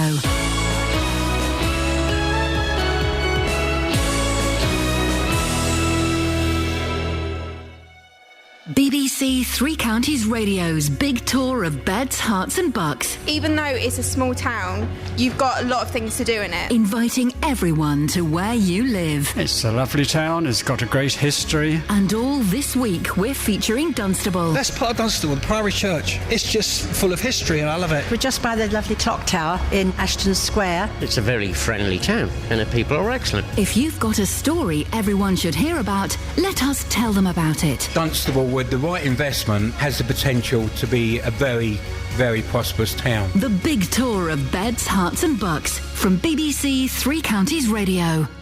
08459 455 555. Some texts. Paul in Elstree says, kids, any chance you could play some Mrs. Mills again? A morning sing-along to some people on the way. Do you know what? I meant to bring in Mrs. Mills and Mrs. Miller this week, and I keep forgetting. I can't remember where I've put them. Phil says, Iain, my record speed on the A41 towards Tring is 130 miles per hour in my Honda. Can anyone out there top that? No, we're not saying it's a good thing. Speeds of 130, they're ridiculous. You've got to be some kind of plum to be doing that. I do think on motorways the speed limit should be increased. That seems pretty obvious to me. And maybe speed limits should be changed at different times of the day. Alf in Oldbrook says, my favourite eggs are turkey eggs, but they're hard to fry as the white takes a long time to set, which often results in the yolk being overcooked. 08459 455 555 is the phone number. 81333. Start your text 3CR. Dogs? Yes. Women? Children? No. They should be sitting in the car with a bag of cheese and onion. Until about 1983, those were the rules of pub going. But how things have changed, and not necessarily for the best. Now, most establishments welcome families, at least in their marketing. To be honest, though, the days where her indoors was happy to remain indoors are sadly a thing of the past. Can I just say I didn't write this?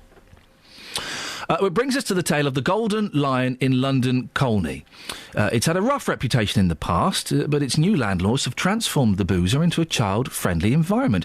The question this morning is whether you believe a pub can ever really be a child-friendly environment. Do you want to see kids in pubs? 08459 455. Joined now by a real ale aficionado and writer, Keith Wildman. Good morning, Keith. Good morning. Kids in pubs, what do you reckon?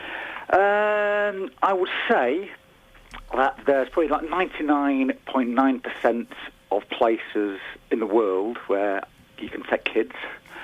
And I would say pubs are the kind of 0.1% of places that should be left kid-free. And I think if you can't go to all the other, you can go to parks, you can go to cafes, you can go to cinemas, you can go to theatres. The one place that should be sort of an oasis away from children should be the pub. What's your beef with kids, Keith? I don't have any beef with children. Kids are great, brilliant, but the one place you should be able to go without kids. Pubs are designed for drinking. That's the sole purpose of a pub is to drink alcohol. To drink alcohol, you need to be 18. So it completely defeats the point. It completely defeats the point of a pub. If you're going to have kids in it, it ruins the atmosphere. That's interesting. In what way? Why do you think that the children ruin the atmosphere?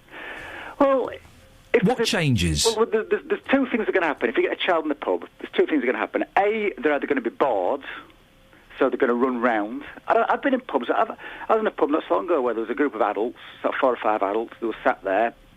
Said they had a meal or something. They were sat there, and then these two kids, and the kids were charging around the pub, and it was a proper real ale pub, older fellas drinking real ale, and these kids were charging around, and the parents didn't even batter an eyelid. Like, to them, they're probably used to it at home.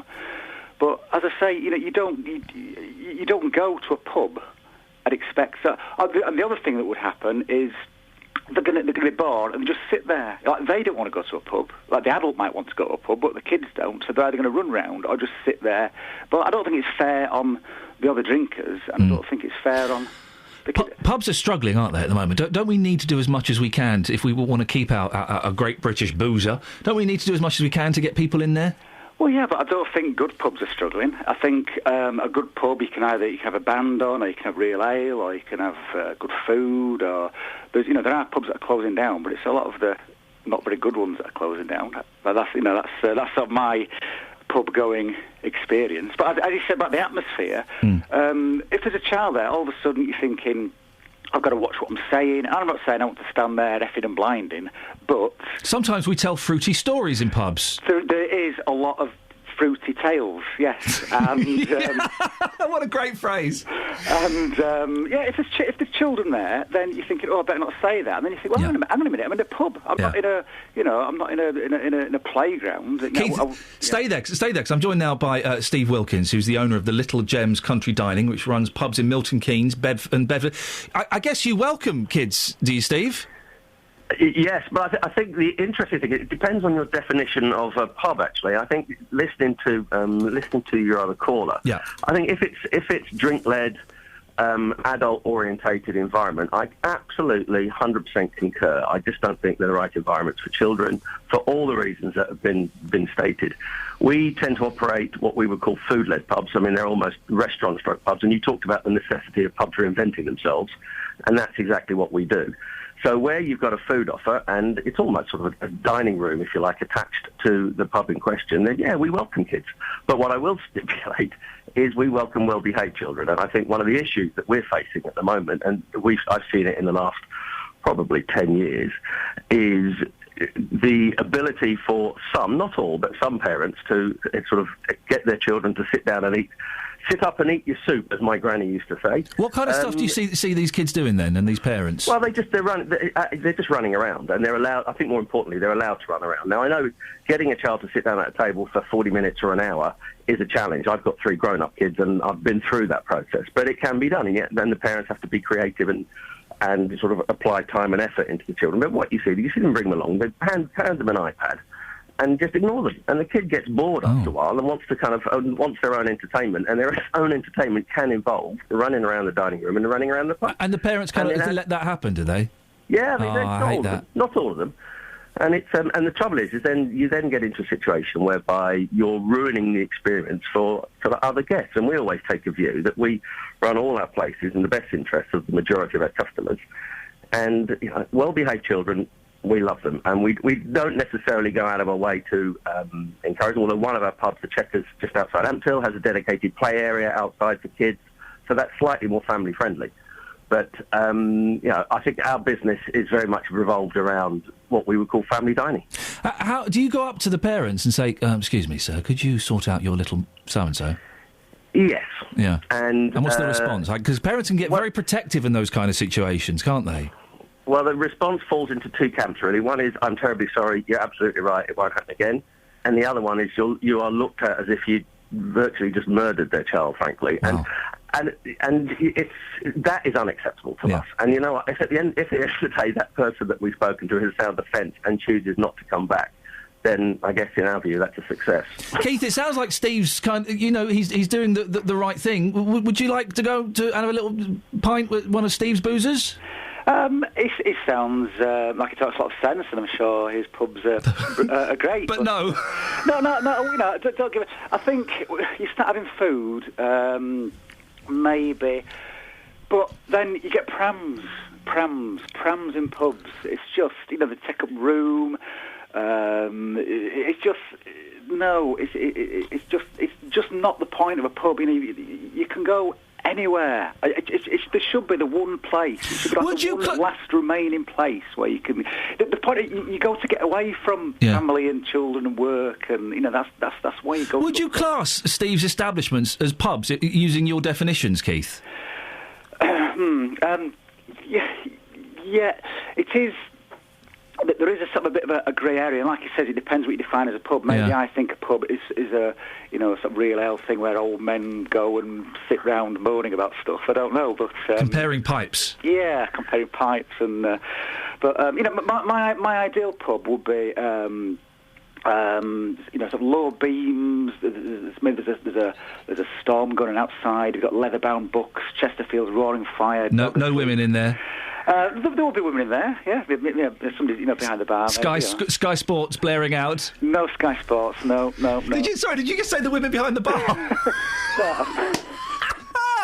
Oh, Keith, you are now this show's official booze correspondent. Thank you. Steve, give a quick plug for your places. It sounds like for me, who's got two young boys, and by the way, I give them 3 strikes. If they run around once, come and sit at the table. If they get up and do it again, sit at the table. Do it a 3rd time, we go out with them, and there'll be no more of those shenanigans. You know what? We love you, and we want all you and your friends to come and visit us, because that's exactly the kind of families we're after. We have 3 places in the area. We have the Swan in Milton Keynes Village, we have the Park in Bedford on Kimbolton Road, and the Checkers just outside Ampthill.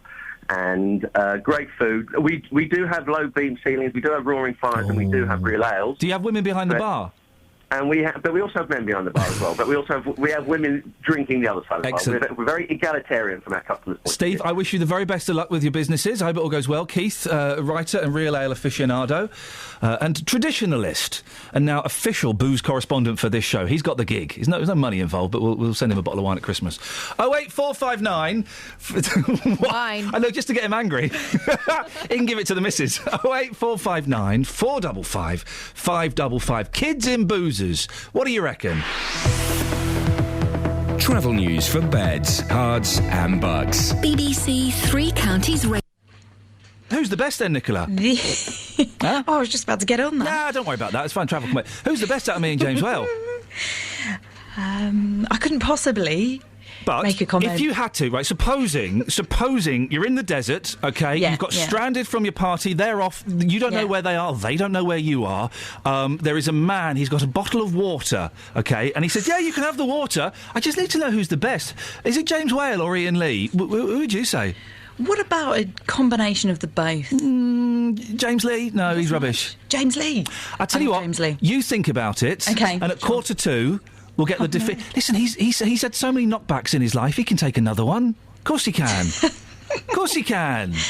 All right, 1:45. Okay, Final answer. you'd have to do the music, do the travel without the music now, because I've nuffed up the computer.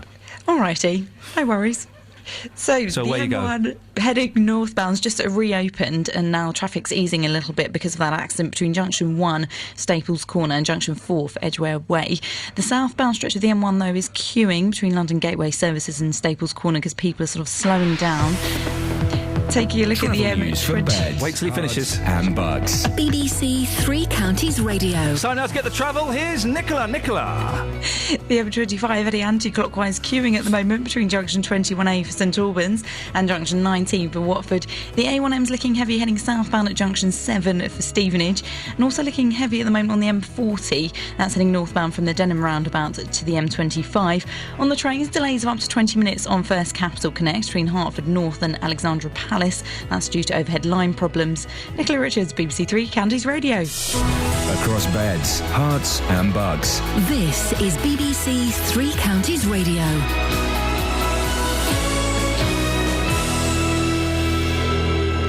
It's 7:30. I'm Simon Oxley. Campaigners are calling for extreme speeding to be as socially unacceptable as drink driving. Two stretches of A Road in Hertfordshire and Buckinghamshire saw the highest speeds recorded by police in the last year. David Cameron has met with European leaders in Brussels to discuss the European election results after many voters back parties opposed to the European Union. And firefighters are urging people to take extra care in the kitchen after two fires in Milton Keynes yesterday and 23 throughout Buckinghamshire and Milton Keynes so far this month. A block of flats had to be evacuated in central Milton Keynes yesterday lunchtime. Three Counties Sports. BBC Three Counties Radio. Wycombe say they're fully confident there is no case to answer after Bristol Rovers lodged a complaint against Wanderers for allegedly breaching FA rules. Bristol Rovers, who were relegated from the Football League on goal difference on the last day of the season, while Wycombe stayed up, claim Wycombe breached rules over the sale of Matt Phillips to Blackpool in 2010. Wycombe were recently fined £10,000 by the FA, but escaped any points deduction for the offence, which happened under a previous owner. Watford have signed Romanian international defender Gabriel Tamas on a one-year deal. The 30-year-old joined Doncaster in January after a spell at West Brom. Tottenham have appointed Maurizio Pochettino as their new manager. The Argentinian leaves Southampton after 18 months at St Mary's. He signed a 5-year contract at Spurs and replaces Tim Sherwood, who was sacked earlier this month. Here's the former Tottenham captain, Gary Mabbott. I think it's a fantastic appointment, and I'm delighted that the board have acted so quickly. It could have gone into the close season and all the rumours and speculation would be building all the time. The fact that the announcement was made means that Pochettino now has 6 weeks to prepare for the start of pre-season training, so I think it's all looking very, very good. Andy Murray is safely through to the second round of the French Open tennis after a 4-set victory over Andrei Golubev of Kazakhstan. Heather Watson also won her first round match. And weather permitting, England's cricketers play Sri Lanka in the third one-day international of the series at Old Trafford. The series is level at 1-1. Play's due to start at 2 o'clock in the day-night game. BBC Three Counties News and Sport. The next full bulletin is at 8. Call 08459 455 555. BBC Three Counties Radio. Lots to talk about this morning. Let me just give you a few of the bits and pieces we've been discussing. So there's a picture in a lot of the newspapers of which allegedly shows one member of the pop group One Direction smoking a doobie, a reefer, a spliff, a joint. A little bit of Sonny Chiba. Now, don't condone drugs. I don't do drugs. I'm not a fan of drugs, and whatever.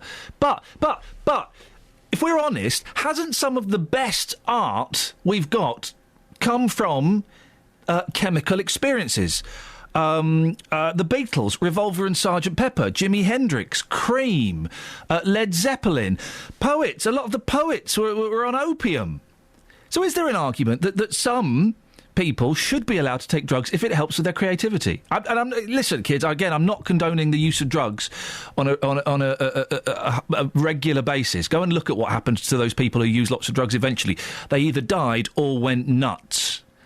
So, is there an argument? And also, in a couple of the papers, this is a weird story, and I can't quite get my head around it. The Daily Mail, front page, Maxine Carr marries in £2,000 dress. Maxine Carr, of course, linked to the Soham murders. She was the girlfriend of, I can't remember his name, Ian Huntley, there we go. And she lied about where she was she provided a false alibi. Wasn't involved in the murders, wasn't connected to the murders, provided a false alibi. She went to prison, she served her time, she's out, she got married. Daily Mail, bride Maxine loved all the attention, joking with guests at lavish ceremony. Shouldn't she be allowed to have a life now? She served her crime. The way the legal system works in this country is, once you've served your time, you leave prison and you begin your life. You pick up, hopefully you are rehabilitated. Does anyone feel a little bit sorry for Maxine Carr, or is it just me? Again, I don't want to denigrate the horrific crime that took place, and hey, if it'd been my kids, I'd probably be saying something completely different. Any sympathies? 08459 455 555. And I did something nice for a fella today. I was at a shop, at a supermarket, 5:15. A young lad told me it was his 22nd birthday. He then came up to the counter with a couple of beers. I was buying some cough. I said, hey, I'll get those as well. I bought him some beers. What have you done that's just, nice? We've got some really good tweets on this one, actually. Normally the tweets are a little bit rubbish, but... Gossy says, listen to this, Bets. This is one of the best tweets I've ever heard in my life. Gossy says, I went to check to see if a nun was okay after I saw a football bounce off of her head. Isn't that great? Was she okay? We don't know. We just don't know the end of that story. I'm assuming it has a sad tale. Little Jason says, nothing, I hate everyone, always have, always will. Aww. Wayne Smith says, here we go. I went to my local hospital in the aftermath of September the 11th to ask if they needed people to donate blood. I'm assuming he lived in New York. Otherwise, I don't know. Maybe he didn't. Maybe it was just he was opened up to the fact that we all need to help each other in this world if we have any chance of surviving. 08459 455 555. Gary's in London. Morning, Gary. Morning, Ian. First-time caller, long-time possible listener. OK, yes. Yeah, it's a special day today. Hey, why is that, mate? Well, today's my birthday. I wondered... Happy birthday. Thanks. I just wondered... What are you doing to celebrate? Well, ringing you, firstly. Yep, great start to the day. Yeah, maybe going out. Wonderful. Yeah. Where are you going? Well, just wondered. I might go down to a shop. Xbox One? Sorry? PS4? What? You were giving it away, so... No, I bought a couple of beers for a young lad. How old are you? Well, I'm a bit older than that. How old? 40. You should have sorted your life out by now, Gary. I know, but... Get out of here. Chances. Absolute chances. Sean's in Wendover. Morning, Sean. Morning, Ian. How are you? You're not after me buying you food or PlayStations or beer, are you? You could buy me a pint if you wanted to. I don't want to buy it, no! Anyway. Yes. Children in pubs? Yeah. We have our 3 kids. We take them to the Swan in Wendover, but we leave at 7 because that's the time when the real drinkers get involved. And if it's busy, you kind of don't want kids running around. I understand what the guy's saying, but we've got to go and have a drink sometime. And the kids, I think it's good to ground the kids a little bit and get them in. Not to say get them involved drinking, but sort of like in an environment where drinking happens because it's part of life. How old are the kids? 5 to 10 years old. Okay. I remember going into, I don't know if it couldn't have been pubs if it was illegal, but like the Derby and Joan with my nan and granddad, and just about the age of 8, 9, 10, and just feeling it was such a window onto this secretive adult world. Down in the working men's clubs as well. It's all the same thing. You used to go, but now it's kind of, I think it's a good thing. The girl, Isabel, is going to go and try and stick a sticker, because at the pub they've got a dog sticker, which dogs are allowed in the pub, so maybe we should have like a sticker that you can put in when the kids are allowed, and then take it out after. That's our idea. That's not a bad idea, because I have had the embarrassing thing of walking into a pub with, well, at one point it was a baby, but also when the boys are older, and they say, I'm very sorry, sir, we don't allow children. And it's it's not particularly an old man's pub. It's just a normal pub, and we want to go in and get a drink and something to eat. Maybe we should have a kid sticker, kid-friendly pub. Kid-friendly. Sean, thank you very much indeed. Or no children allowed except for guide children. Guides. 08459 455 555. Does this email make any sense from James? Iain. James Whale. Becca. When I was a child, we were never allowed in bras. Pubs. Bras. Bars. Bras. There were usually lounges attached to the bra, and that's where the women went with children. As far as I remember, only unmarried women and men went into the bra. Then again, this was 70s South Africa in the river gardens in Toti. I just wanted to go on the slad. It's from Jim. I added the bit about the slad. Why has he written bras? Is that a Freudian slip? Yeah. Yeah, Freudian fling. Sling, slip. Is it? Slip. 08459 455 555. Justin. Morning, boss. I know that some bras are big, but that is well and truly taking the biscuit. The bra biscuit. Would you want kids in pubs? I can see both sides of this one. Personally, when I go down the pub and I've had a few beers and I'm watching the football, I like to be relaxed in that environment with the boys, let's say. So occasionally, I'm going to swear down the pub. Fruity Tales. Yes, absolutely. Justin Dealey's Fruity Tales.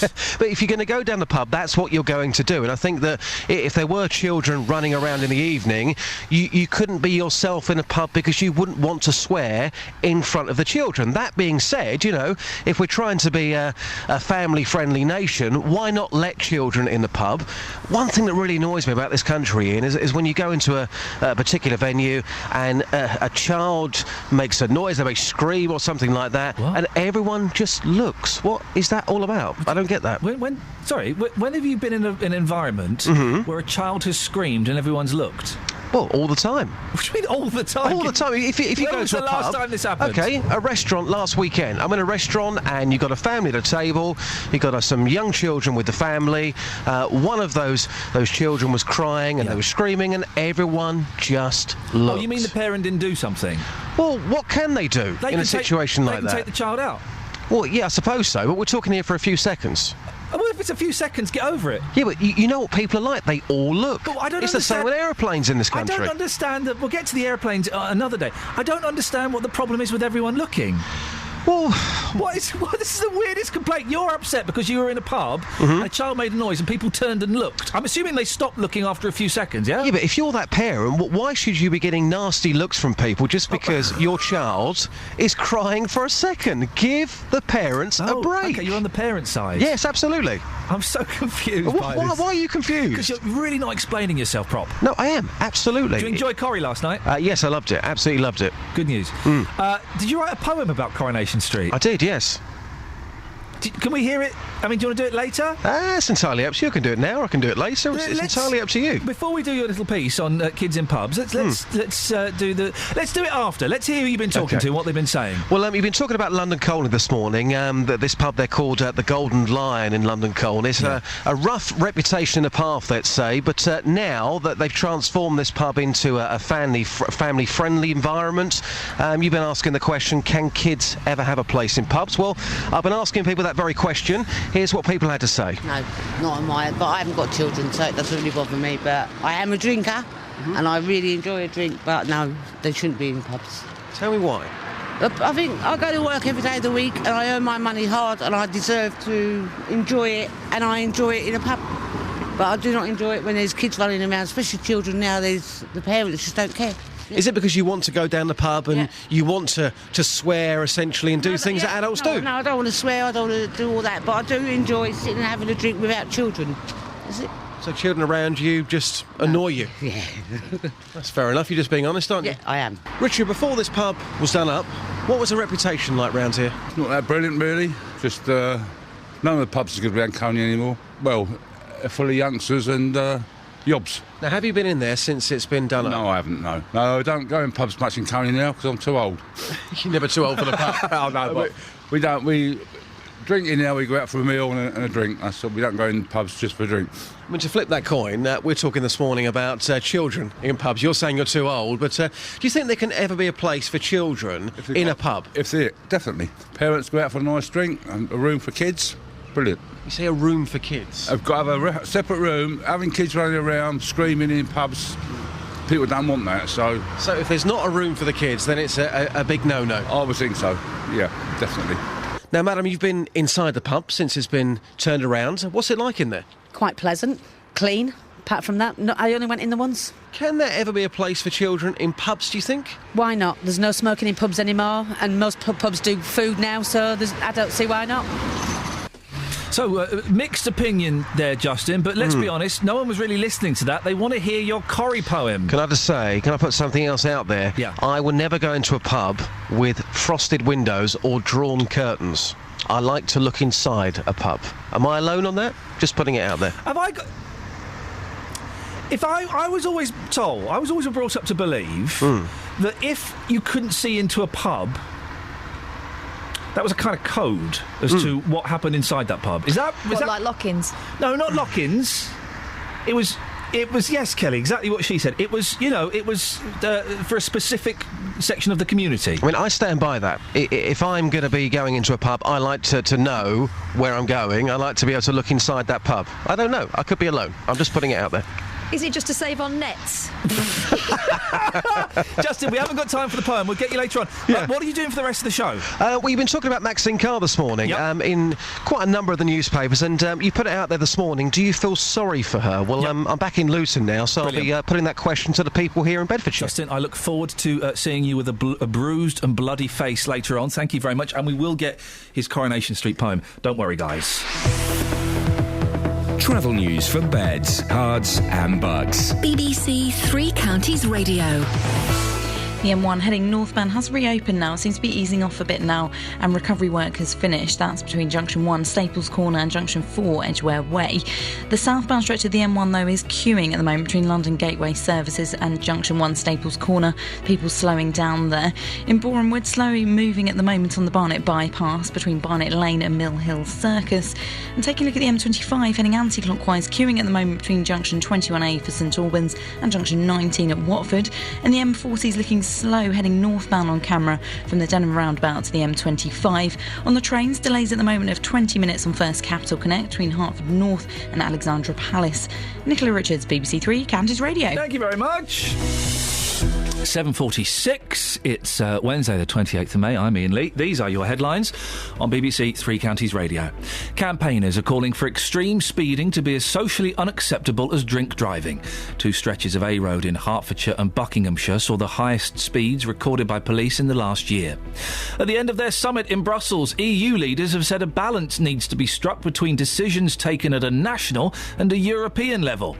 And in sport, Wycombe say they are fully confident there is no case to answer after relegation rivals Bristol Rovers claimed Wanderers may have breached FA rules. 08459 455 555. We'll talk after the weather with Georgina. Beds, Herts and Bucks weather. BBC Three Counties Radio. Good morning. Another cloudy day today. Some light showery rain around sort of generally, but we've got some heavier bursts possible at times as well. Temperatures reaching about 15 or 16 degrees Celsius. They're really feeling quite chilly for this time of year. And tonight, mostly cloudy, some rain, which again will be heavy at times. We'll have temperatures down to 12 degrees Celsius. Tomorrow, some showery rain around, some heavier pulses.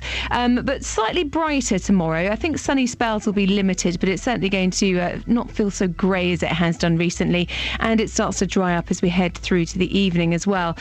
Temperatures tomorrow up to 16 degrees Celsius, and then Friday marks the start of some much improvement. So it should be drier with some sunny spells, lighter winds, and over the weekend drier, brighter, some sunshine, not wall-to-wall sunshine, but certainly much sunnier than it has been, with the risk of isolated showers most likely on Sunday, but for many of us it will be a dry weekend with the temperatures picking up. That's your latest forecast.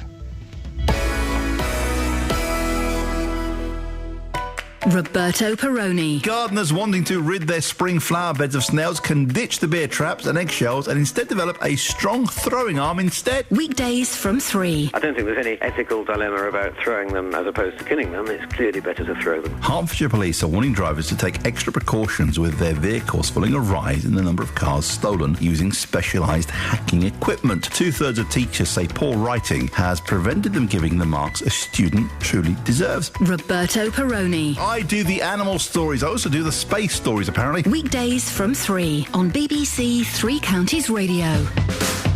Across beds, hearts and bucks. This is Iain Lee. BBC Three Counties Radio. Free parking, massive impersonal chain stores in big metal warehouses. What's not to love about out-of-town shopping? Oh, yeah, the first thing, that makes the rest seem like a better idea, the charming but unfree to park town centre. It's a problem for high streets across the country. But in Leighton Buzzard, the shopkeepers are fighting back with the help of local campaigners like Victoria Harvey. Good morning, Victoria. Good morning. Victoria, what's going on? There's a march on Westminster. What's this all about? What this is all about is the land is owned by the church commissioners. So we're going down to protest outside Westminster Abbey to say that the church should not be making money out of destroying our precious town centre. So what is the church planning to do, Victoria? Sorry? What is the church planning to do? What's going to happen?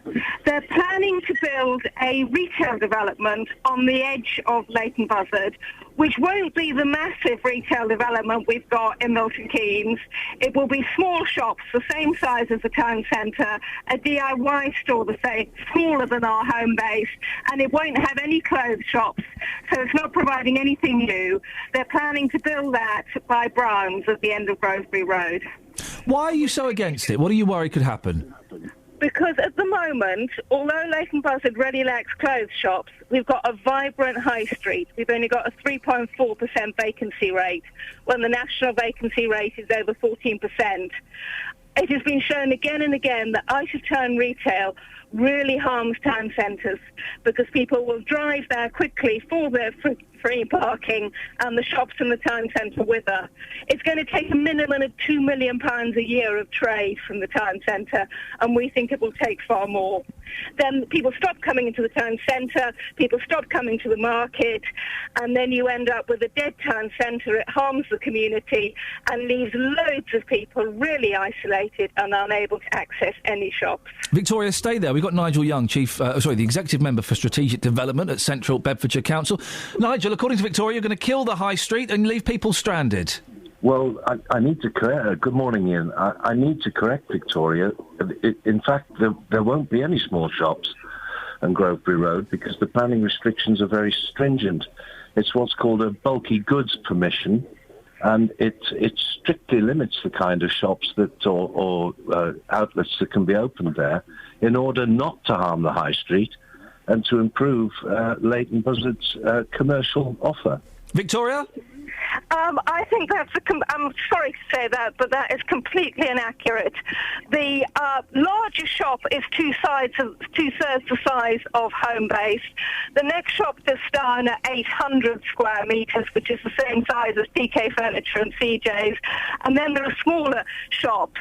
The bulky goods thing covers things like digital cameras and Christmas decorations. So it is very misleading to think that it's doing anything apart from replicating the town centre, and our main sales in the town centre are in bulky goods, are in DIY, however much Councillor Young wants to pretend they're not. Nigel? I don't think that Leighton Buzzard's town centre is a bulky goods town centre. In fact, I think it's one of the nicest high streets in central Bedfordshire. And Victoria doesn't know what shops are going to be going to Grovebury Road because we don't know. The only shop that I know about, and that's not confirmed, has been, as Victoria says, a DIY store.